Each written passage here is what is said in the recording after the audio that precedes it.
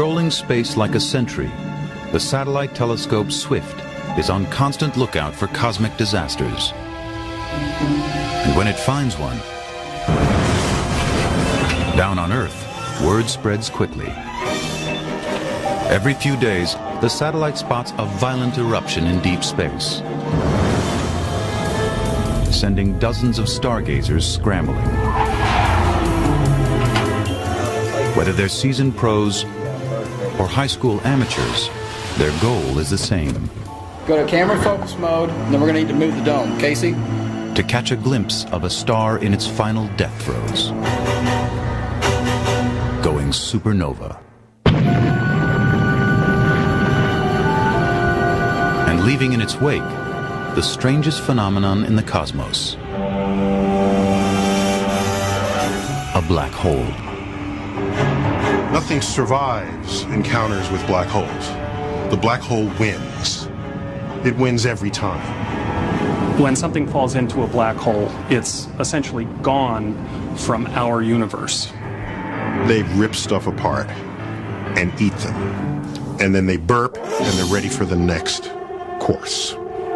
And now, evidence of something even more ominous. A new kind of black hole, of unfathomable size and power.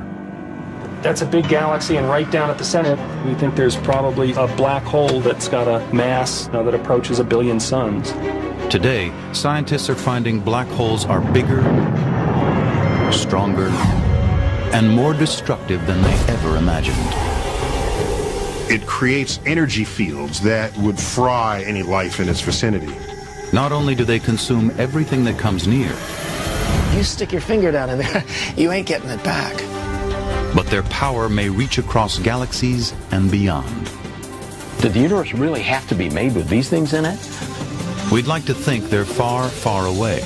But what if, in our own cosmic backyard, there lurks the monster of the Milky Way? Right now on Nova.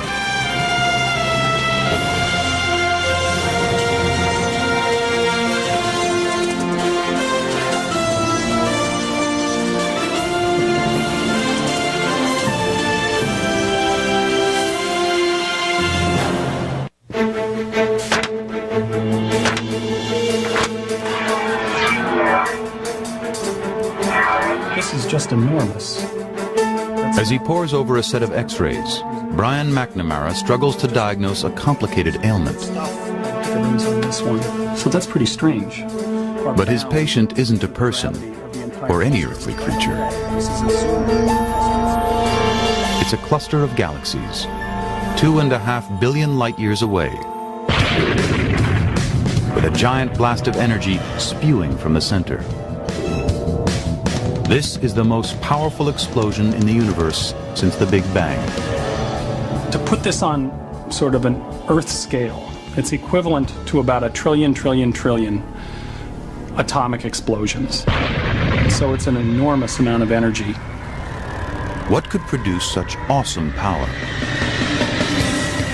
Whatever it is, it seems to live at the very core of galaxies. And many believe our own galaxy, the Milky Way, is not immune, harboring a powerful secret at its heart.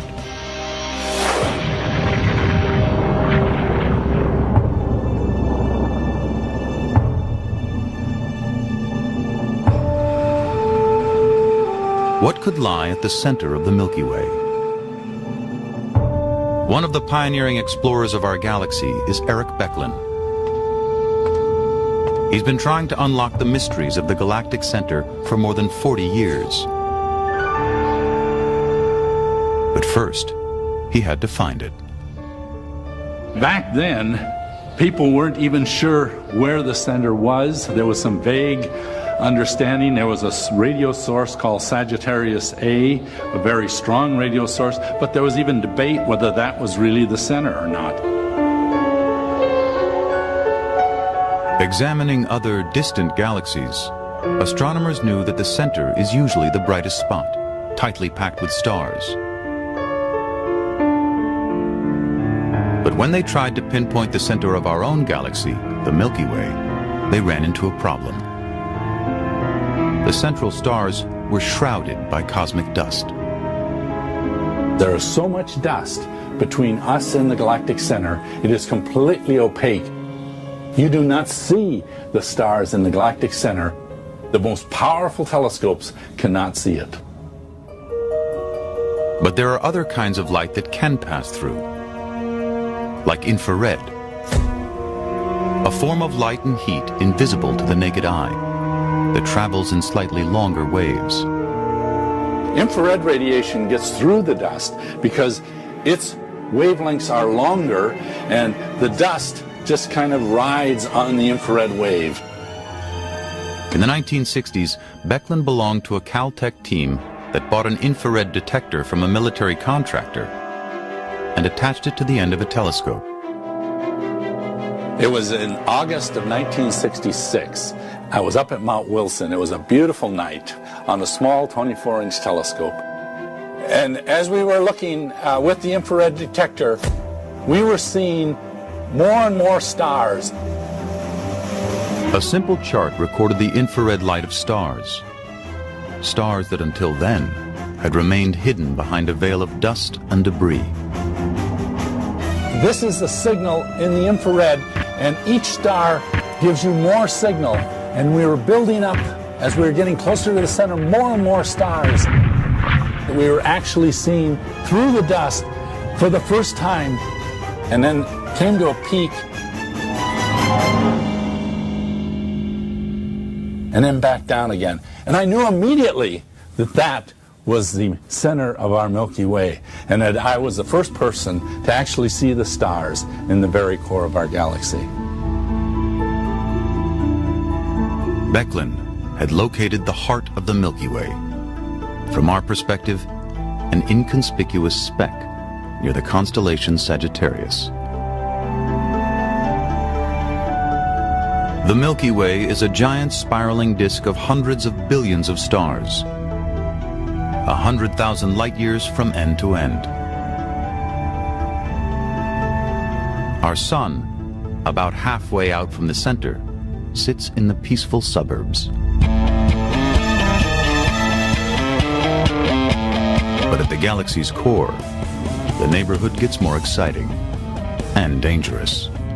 There's a lot of gas. There's a lot of dust. This is absolutely the most crowded place in our galaxy. From Earth, we can see a few thousand stars with the naked eye. If you went to the galactic center, there would be millions of stars filling the sky. It's the big time. It's where the show really goes on in the galaxy. And so if you go there, you're very much aware of being a tiny little mouse in Times Square, and somebody's liable to step on you. For years, scientists suspected that a powerful force dominated this galactic Times Square. It had to come from an unimaginably massive object. Some thought it had to be a black hole. An object so strange, it's hard to describe.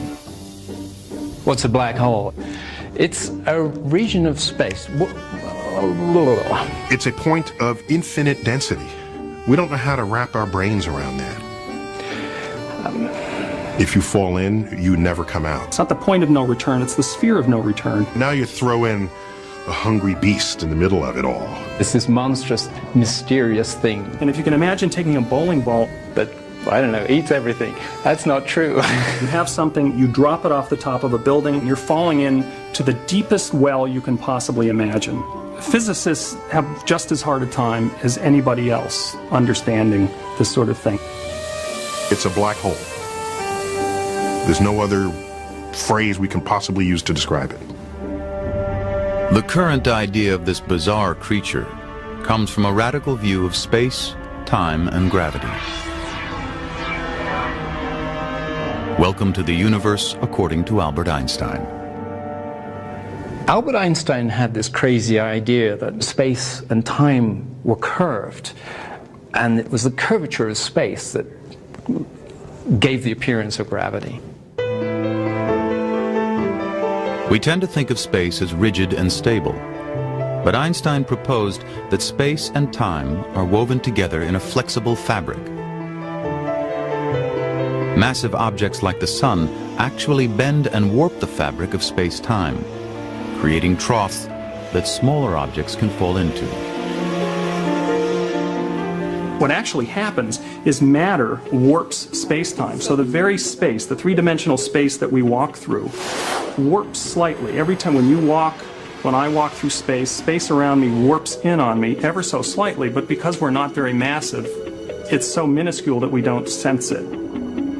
If an object is massive enough, like the Earth, it will warp space-time so we can sense it and fall towards it. That's gravity. But what happens if an object is much, much more massive than the Earth or the Sun? In theory, it could warp the fabric so much it would create an actual hole in space-time. Once something fell in, it couldn't escape, not even light itself. So imagine a place where the gravity is so strong, turning on a flashlight, the light would go up and it would never leave. It would curve and come back down just the way a tossed ball on Earth. It's not traveling fast enough, it goes up, curves, and comes back down. Space itself is falling inside the black hole. It's rather like a river falling over a waterfall. It's like that, except it's space itself that's falling over the cliff. There's a place where the space starts moving faster than light. So the light, which is trying to get out, it's rather like a kayaker trying to make their way upstream on a river that's going too fast. They get dragged down to the center of the black hole. Gravity becomes a riptide. The closer you get, the stronger the current.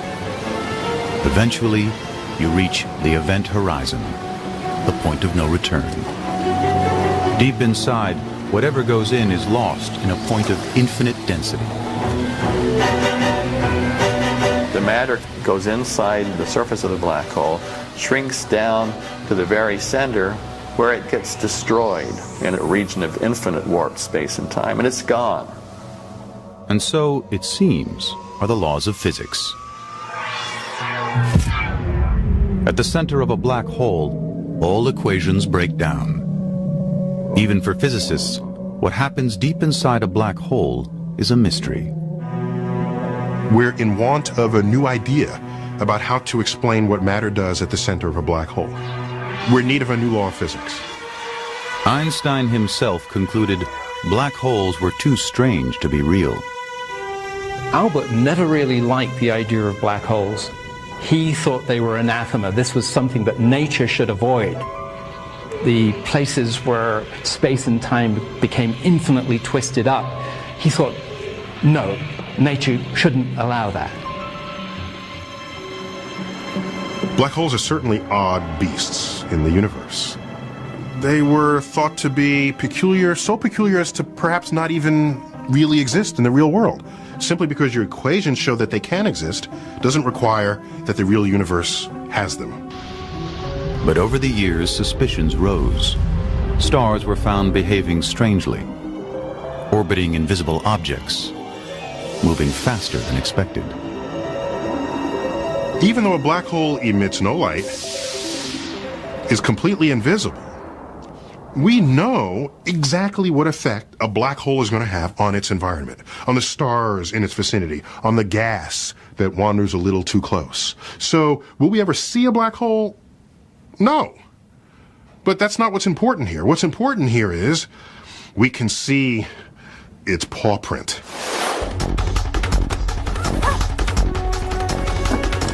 Suspicious that an enormous black hole was dominating the center of the Milky Way, Eric Becklin was eager to find its paw print. But even with infrared technology, when Becklin pointed the most powerful telescopes on Earth at his target, all he saw was this, just a blur. The biggest obstacle that we had was the turbulence in our own Earth's atmosphere was blurring the images. Even when the sky is clear, the gases in Earth's atmosphere are always on the move, distorting distant objects. To bring his view of the galactic center into focus, Becklin would need help. So he appealed to Andrea Ghez, an expert in dealing with the atmospheric blur.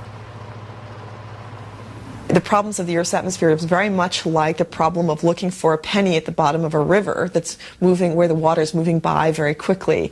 That motion of the water distorts your image of the penny.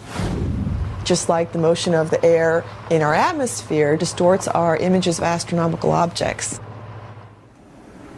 Gez agreed to take on the quest, to search for signs of a black hole at the center of the Milky Way. A decade ago, you couldn't look at the center of our galaxy with high resolution, so you couldn't distinguish stars from one another. Gez was able to correct the blurring effects of the atmosphere with a revolutionary new technology called adaptive optics. So this little animation shows you the benefit of adaptive optics. You see the stars without adaptive optics, you turn the adaptive optics on, and all of a sudden you see stars. And in particular, you see stars near the center of the galaxy. Without adaptive optics, you would only see one big blob. And those stars are, in fact, the most important for us to track. We track all of them, but these are the ones that are the key to the problem. I mean, it doesn't hurt to take more. Thanks to the new technology, the team could peer into the heart of the Milky Way with amazing precision.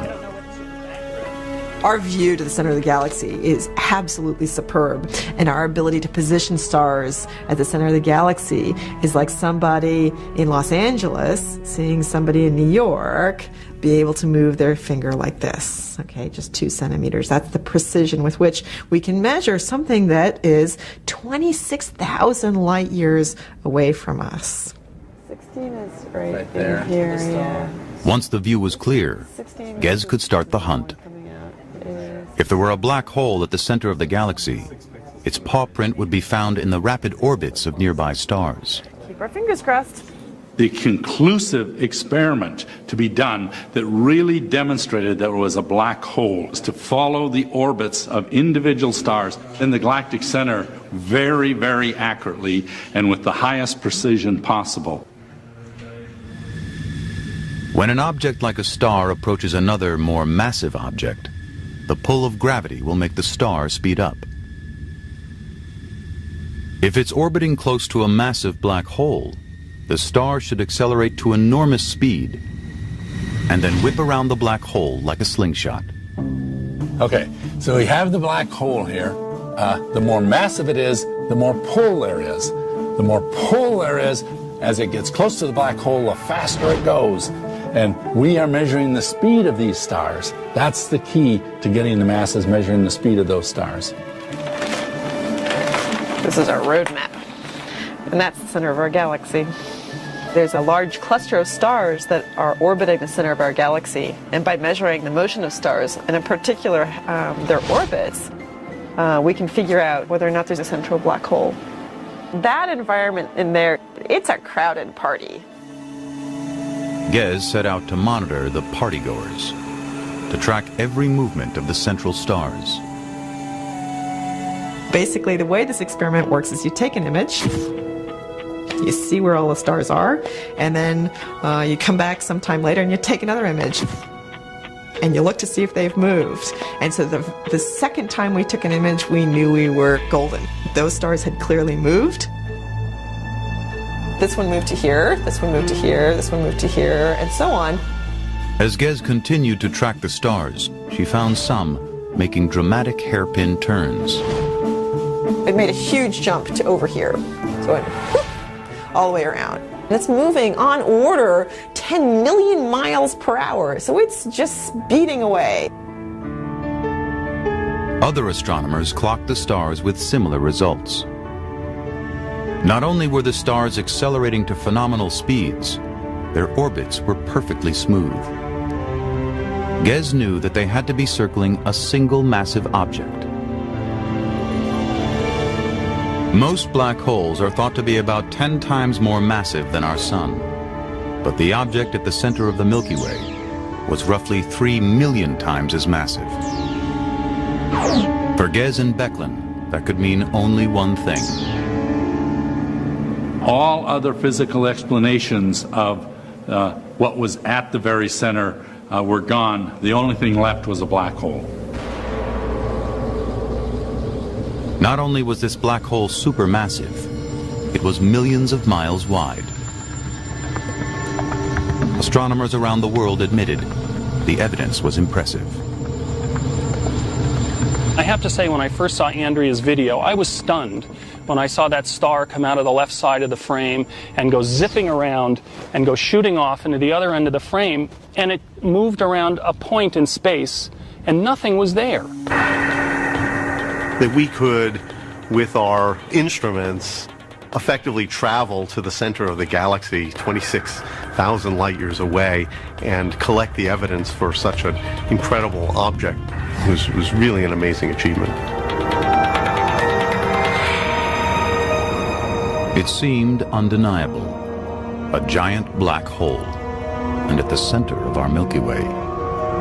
But how could such a monstrosity come to be? One idea is that black holes are born out of the death throes of enormous stars. Like a red supergiant, a star 10 times more massive than our own sun. Deep inside, temperatures soar above 1 billion degrees. Helium and carbon fuse into heavier elements: oxygen, silicon, sulfur. Eventually, the nuclear reaction creates iron, and the core stops burning. Then, the star implodes under its own immense gravity and goes supernova. What's left is a heavy core of subatomic particles, a neutron star. Only about 10 miles across, but of incredible density.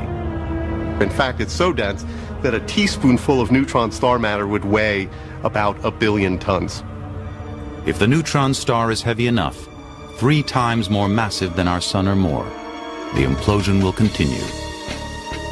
Eventually, the gravitational pressure will be so large that the neutrons themselves will be crushed, and there'll be nothing left to stop the collapse. The result is a black hole. Many researchers believe that the Milky Way is littered with small black holes, the dark, dense remains of dead stars. There must be millions and millions of black holes zipping around our galaxy as we speak. But we don't see them in general because they're dead. They're corpses, and there's nothing there to light them up. They might be invisible, but to a visitor, these small black holes, maybe 10 miles in diameter, would be especially deadly. One of the scenarios that always gets me thinking is death by black hole. Approaching a black hole, the gravity is so strong and space is so warped, it distorts the light all around it. If it's a small black hole, then soon you'll be distorted too, by tremendous tidal forces of gravity. The tidal force is the difference between the gravity at your head and your feet. The gravity at your feet, if they're close to the black hole, is a little bit stronger than the gravity at your head, and you feel that as something that is tearing you apart. Stretching you from head to toe. The tidal forces unrelentingly getting stronger as they exceed the molecular forces that bind your flesh. As you snap into 2 pieces, and those 2 pieces snap into another 2 pieces. And ultimately, you will pull your atoms apart. You will be, as we say, spaghettified. And so you end up moving through space-time like toothpaste through a tube. And if I were to pick a way to go, that's how I'd want to go. It's got to be better than just getting buried. I mean, come on now. A supermassive black hole, 1 million times wider, might at first seem more inviting. Since it has a larger event horizon, the pull of gravity is more spread out. If you go to a supermassive black hole, the tidal forces are weak enough that you can fall not only through the event horizon, but deep down into the interior of the black hole. So, with a good spaceship, you might be able to cross the event horizon into the black hole itself.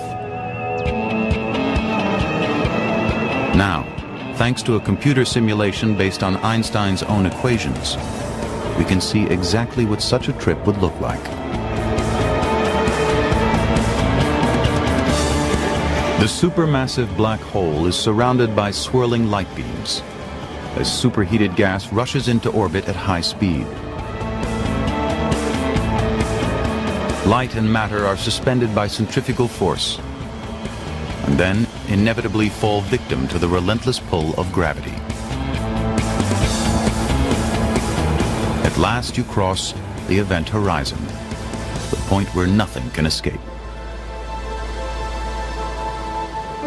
So let's imagine that we fall through the event horizon.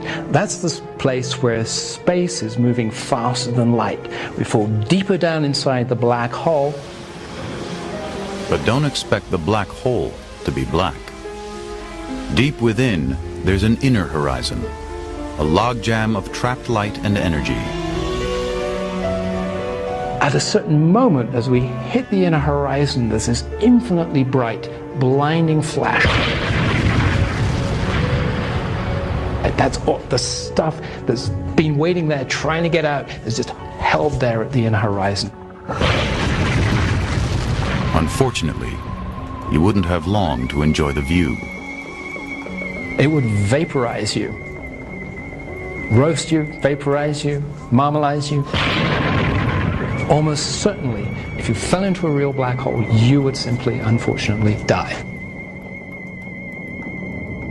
Science fiction displays a bit more optimism, like the 1979 movie The Black Hole. Space travelers do indeed fear this massive object. I will travel where no man has dared to go.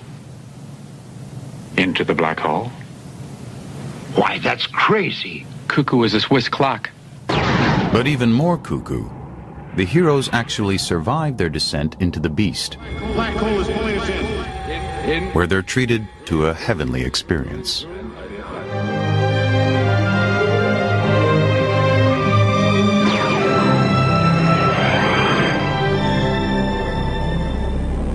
Popular culture has cast black holes as the freaks of the universe. And the supermassive black hole at the center of our Milky Way, weighing in at 3 million times the mass of the Sun, seems especially monstrous. But is it unique? To find out, astronomers are probing distant galaxies to see if our giant black hole is one of a kind, or nothing special. The Sloan Digital Sky Survey is taking a census of the big galaxies within 1 billion light years. For every patch of sky, a steel plate is created. Each hole represents an entire galaxy within our view. Fiber optic sensors are plugged in. Each measures the distinctive spectrum of light emanating from a galaxy's core, and can detect signs of hot gas swirling into a black hole. You can see the results. Circled in red, virtually every major galaxy bears the signature of a supermassive black hole. That was pretty amazing. Before that, we thought, yeah, maybe a large number of galaxies have black holes in them, but every galaxy has a black hole? That was something very interesting. The closer we look to the centers of galaxies, the more we find these black holes, and the inventory is rising high. So any idea for the formation of a galaxy will now have to include some explanation for how you get a black hole in its center. So how did every big galaxy in the universe end up with a giant black hole in the middle? To understand, we have to go back to the very beginning. The Big Bang. You got the Big Bang handing you your birth ingredients, your hydrogen, your helium, your traces of some other elements. So it's kind of like this soup. You put it together and stir it. The main stirrer for the soup is gravity, drawing together wisps of hot primordial gases. Over time, the clouds of hydrogen gas cool down and grow more and more dense, until some coalesce into the first stars. These are giants, hundreds of times bigger than our sun. They burn out quickly and dramatically in the flash of a supernova.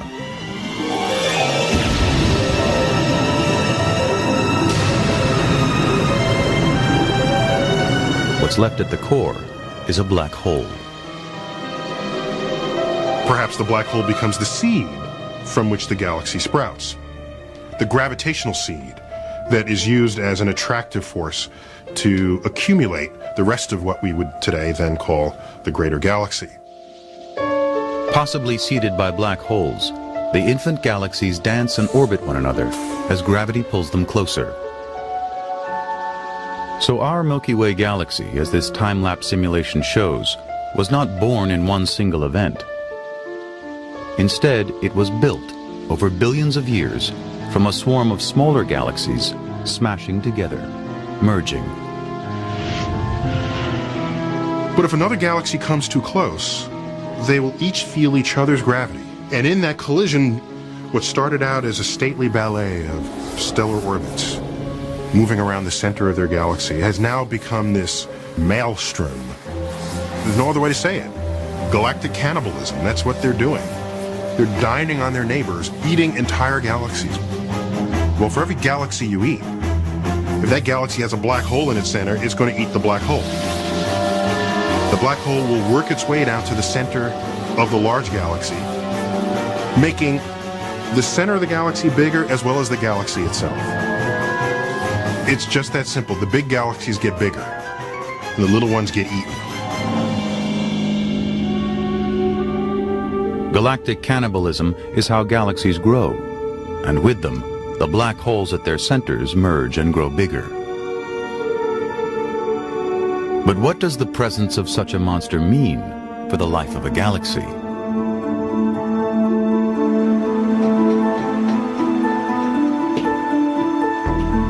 Brian McNamara believes he's found the answer, and it isn't pretty.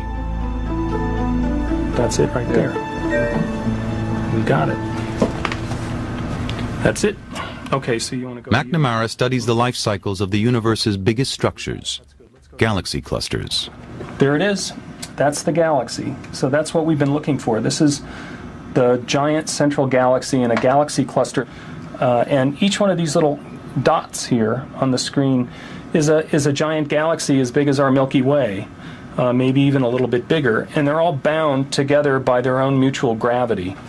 So they're all buzzing around this giant galaxy like bees buzzing around a hive.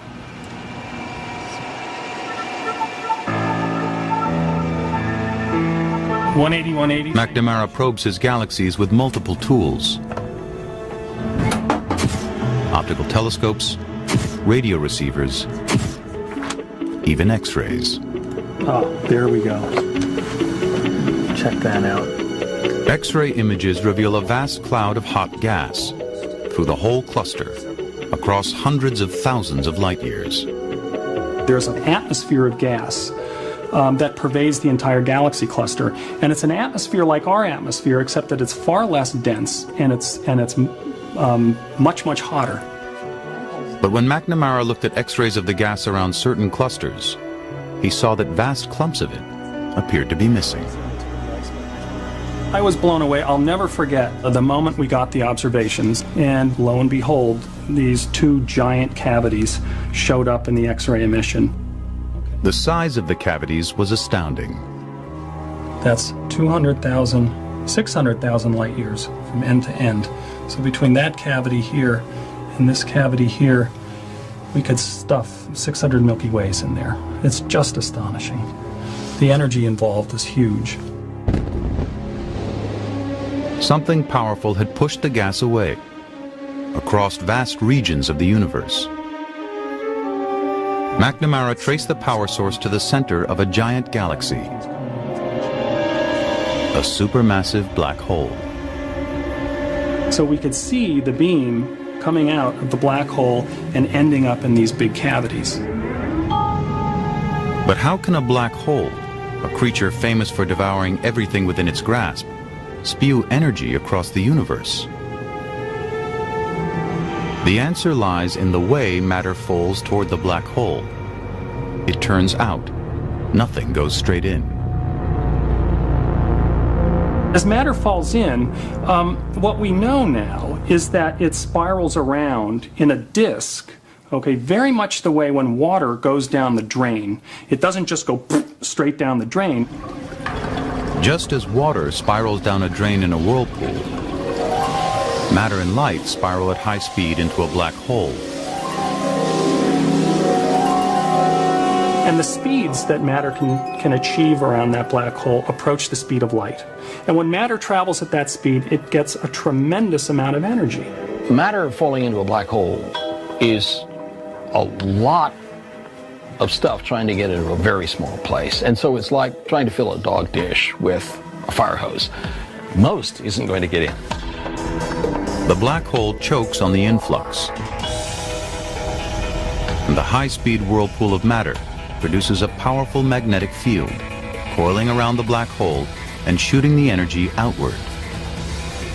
These enormous jets of energy, hundreds of millions of times the power of the sun, can blast right out of the galaxy. There's no question that the black holes at the centers of galaxies have a profound influence on their surrounding. They send out these huge jets moving at almost the speed of light.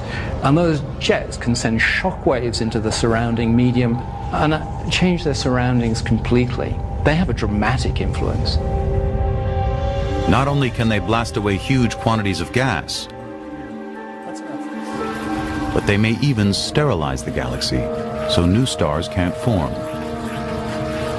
The supermassive black holes at the center may be responsible for limiting the size of galaxies. In principle, galaxies can grow to very, very large sizes, and what we see in the universe is that they don't. And we think that the supermassive black holes at the center may be the culprit. They may be responsible for preventing runaway growth of galaxies. We usually think of black holes as God's dumpster, but they really are actors on the galactic stage.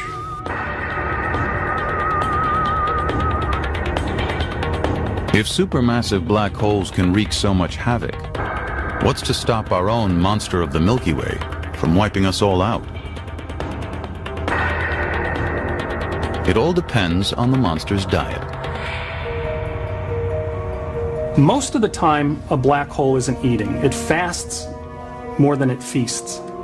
But when a black hole feasts, it can have a tremendous effect on the surrounding galaxy. The more black holes chow down, the more matter and energy will blast outwards. One of the key differences between galaxies with supermassive black holes is whether or not their black holes are lit up, because they're basically binging on a lot of material in its surroundings. For years, our black holes seemed to be fasting, and the Milky Way was peaceful. But in 1999, the Chandra Space Telescope detected a powerful signal from the galactic center. Station 34, Chandra OC. An explosion near the event horizon. Is this the beginning of a black hole binge? For trackers of the galactic center, the blast is a wake-up call. It was a hot piece of news. A remarkable fact for all of us was, for many years, how inactive the black hole was. And all of a sudden we saw, well, there's an object there which wasn't there before. Reinhard Genzel has been watching the galactic center for nearly 2 decades. Like Andrea Ghez, he's been tracking the orbits of stars, helping to prove the existence of a black hole at the heart of the Milky Way. Now both Genzel and Ghez will shift their focus and try to measure the black hole's appetite. One of the big mysteries about the black hole at the center of the galaxy is why don't we see emission from matter falling onto the black hole, or rather the black hole eating up its surroundings. Genzel and Gez are joining a worldwide effort. Chandra, in orbit, will take X-ray pictures of the galactic center. At the same time, 5 major observatories on the ground will probe the black hole, all trying to count calories. Genzel heads south to Chile, while Gez and Becklin climb a mountaintop in Hawaii. Telescope time is precious. There's no room for mistakes. When you're there, it's an incredible rush. I mean, you're very much on for the few nights that you're there, hoping the weather cooperates, hoping that the instrument cooperates. How's the Act 4 look on the oscilloscope? Does the timing look okay? Better now.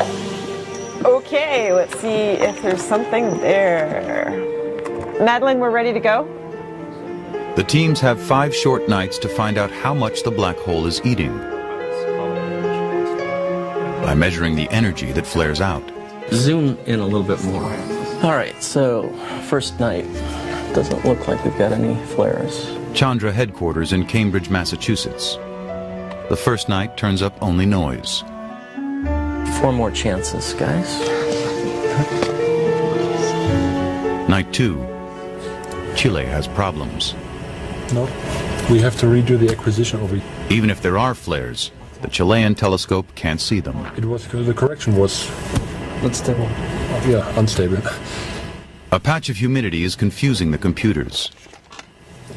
The crucial adaptive optics aren't working, and everything's a blur. Extremely. Okay, now we have a problem with the 8 meter, with the main mirror. The 8 meter mirror seems to be deformed.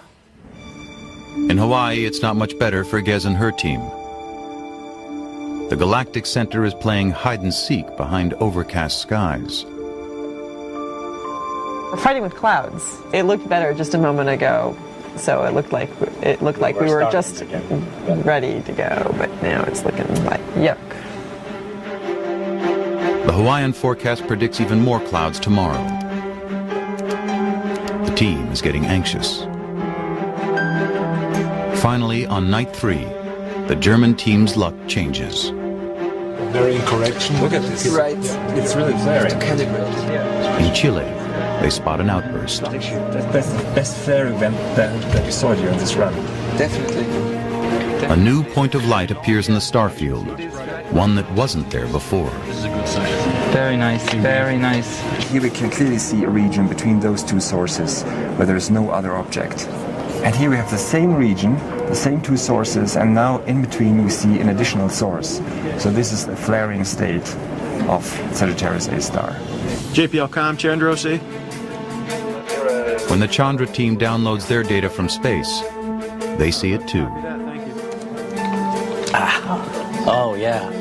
The X-rays show a spike that coincides with the Germans' flash of light. Genzel checks in with the Hawaiian team, but they're in the wrong time zone. News from our colleagues, of course, telling us that they are a few hours further west, so the sun hasn't even set yet. The galactic center hasn't risen above the Hawaiian horizon, and Gez has missed the flare. This part kills me. Waiting. But the next night, Gez finally gets what she's looking for. Well, I like that image a whole lot better. This is it. Really? Yeah. Really. So in fact, we can see this flaring activity where we think we're seeing matter fall into the black hole. And just a few minutes later, it was absolutely gone. This now you see it, now you don't flash of light is an explosion of energy produced when matter rushes toward the black hole and some escapes. We were taking measurements and you didn't see anything from the black hole. All you saw was a star, and then bam, it was there and bright, and 15 minutes later it was gone. So that was our moment to make the measurement, and it was extremely exciting to know that we'd actually been able to catch it. The teams are thrilled to capture a handful of flares at the heart of the Milky Way, but they're just snacks. Nothing compared to the giant jets seen in distant galaxies. What's more, they're looking like rare events. There's simply not enough matter near our black hole to provide a large continuing feast. It seems, at least for now, the giant's plate is empty. Our black hole had a wild teenage life. I'm pretty sure of that. It probably had jets. It threw lots of matter out. It had a grand old time. And now it's decayed into the old folks' home. But what would it take for the monster of the Milky Way to come out of retirement? Could explosive jets of energy blast across our galaxy in the future? Tantalizing clues are turning up in the coldest place on Earth. A Smithsonian team is tuning into high-frequency radio signals from the galactic center. The best reception is at the South Pole. Not as nice as Hawaii, but the date is worth it.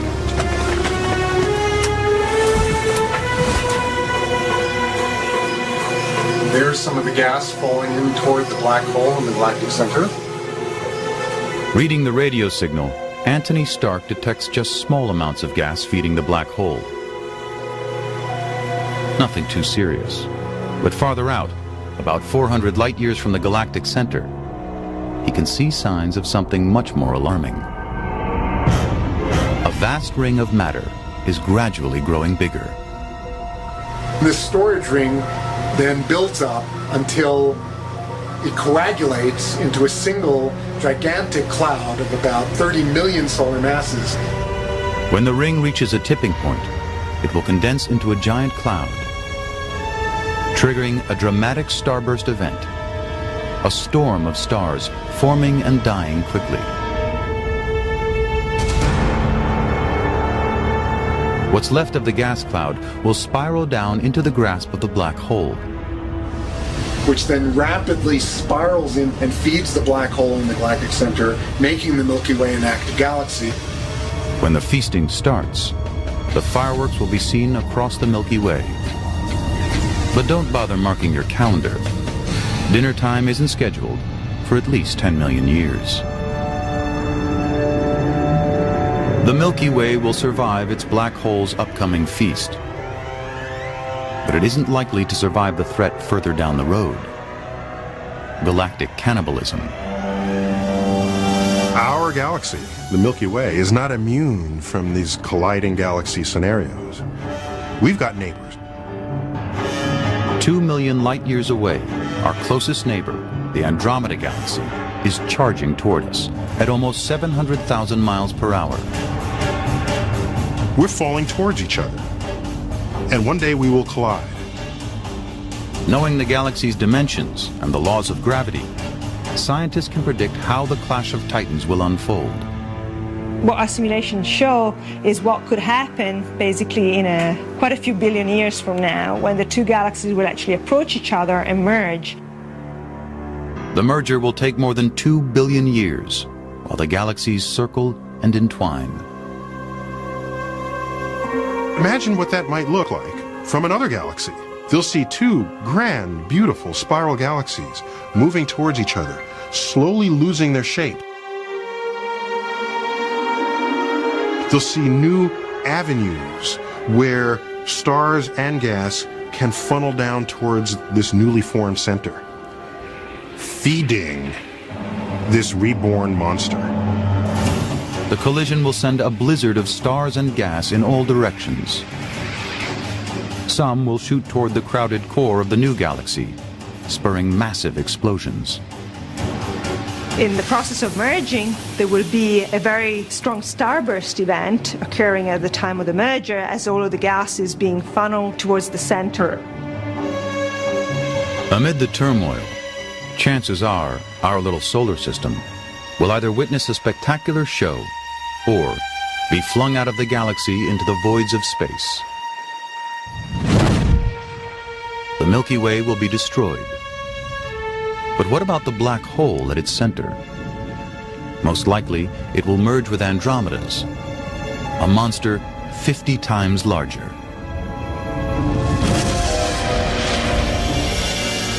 Stars and galaxies may come and go, but supermassive black holes just get bigger.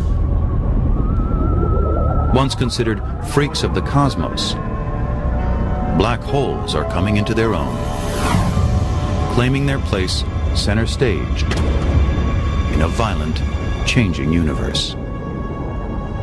As we forge ahead in trying to understand how we came into being and how all of the matter got put down in the universe, we can't leave black holes out of the picture because it seems they play a fundamental role on very, very large scales.